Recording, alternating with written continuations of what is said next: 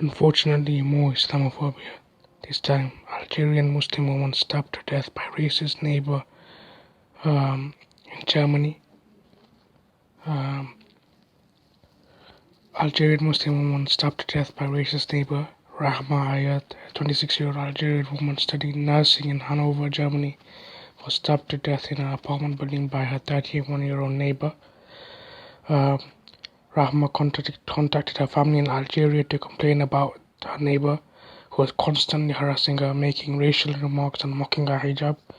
Rahma was stabbed to death on the morning of 4th of July in the stairwell of her apartment building in Hanover.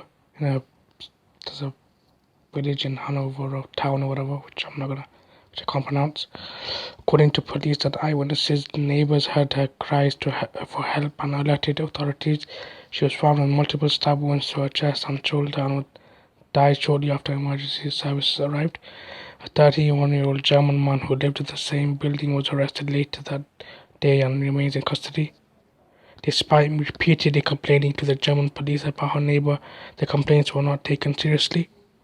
And this shows you, this often is like this around the world. We've seen different cases, whether it's here, in Germany, or whether it's in France, in the UK or elsewhere. Only after something happens, then people, or police and authorities want to look into it.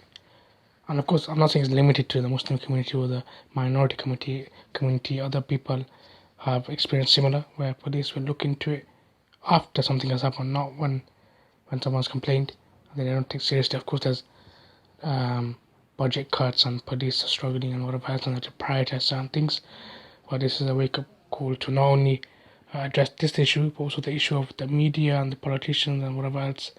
They're pushing Islamophobia and more specifically anti-Muslim hatred, and then they want to mourn things like this until they get rid of all of this nonsense anti-Muslim hatred where politicians, people, celebrities can say whatever they want to say without any consequences.